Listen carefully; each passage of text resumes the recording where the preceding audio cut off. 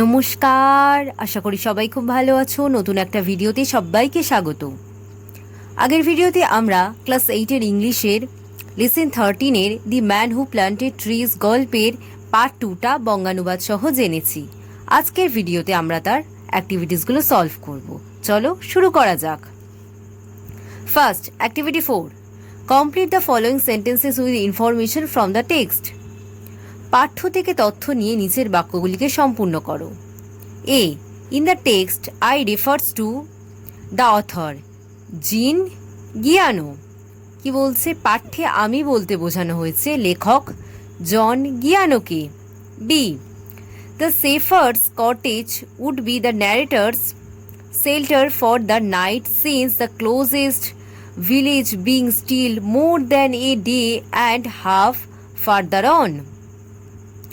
ওই মেষপালকের কুটিরই ছিল রাত্রির জন্য বক্তার আশ্রয়স্থল, যেহেতু সবচেয়ে কাছের গ্রামটি ছিল 1.5 দিনের বেশি পথ।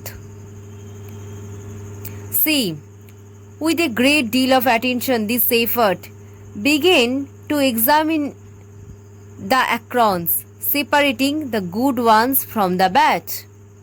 প্রচণ্ড পরিমাণে মনোযোগ সহকারে মেষপালক ওক গাছের ফলগুলোকে পরীক্ষা করতে লাগলেন, ভালোগুলিকে খারাপগুলির থেকে আলাদা করার জন্য। D, the impression provided by the shepherd to the narrator was that nothing could disturb him. কি বলছে? মেষপালক বক্তার উপর যে প্রভাব বিস্তার করেছিল সেটি ছিল যে কোনো কিছুই তাকে বিরক্ত করতে পারত না। Okay, next activity 5, answer the following questions. নিচের প্রশ্নের উত্তর দাও। A, give 2 examples of the shepherd's hospitality towards the narrator. বলছে বক্তার প্রতি মেষপালকের আতিথেয়তার 2টি উদাহরণ দাও।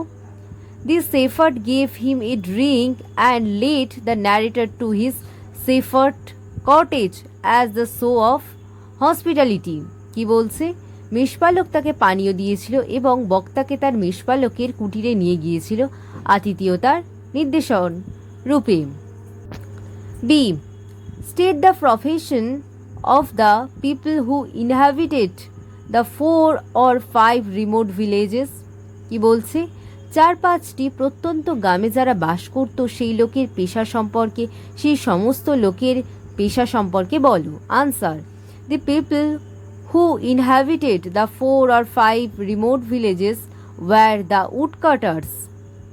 কি বলছে? 4-5টি প্রত্যন্ত গ্রামে যে মানুষরা বসবাস করত তারা ছিল কাঠুরে, woodcutters.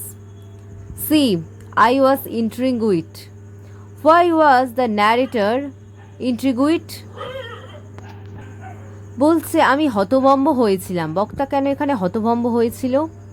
The narrator was intrigued because the shepherd gave him the impression that nothing could disturb him. বক্তা হতভম্ব হয়েছিল কারণ মেষপালক তাকে প্রভাবিত করেছিল যেন কোনো কিছুই তাকে আর বিরক্ত করতে পারে না। ওকে, এই ভিডিওতে আমরা অ্যাক্টিভিটি 4 আর 5টা আলোচনা করলাম। ওকে, থ্যাংক ইউ।